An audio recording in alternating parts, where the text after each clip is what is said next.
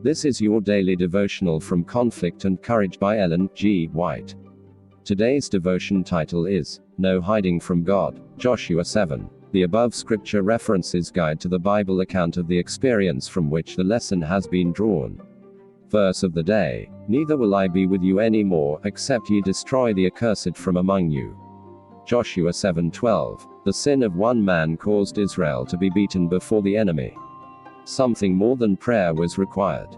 They were to get up and cleanse the camp of Israel. Have you considered why it was that all who were connected with Achan were also subjects of the punishment of God? It was because they had not been trained and educated according to the directions given them in the great standard of the law of God. Achan's parents had educated the son in such a way that he felt free to disobey the word of the Lord. The principles inculcated in his life led him to deal with his children in such a way that they also were corrupted. The punishment reveals the fact that all were involved in the transgression. The history of Achan teaches the solemn lesson that for one man's sin the displeasure of God will rest upon a people or a nation till the transgression is searched out and punished. Sin is corrupting in its nature.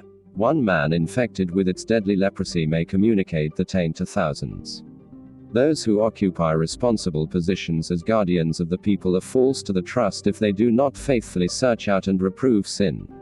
The love of God will never lead to the belittling of sin. It will never cover or excuse an unconfessed wrong.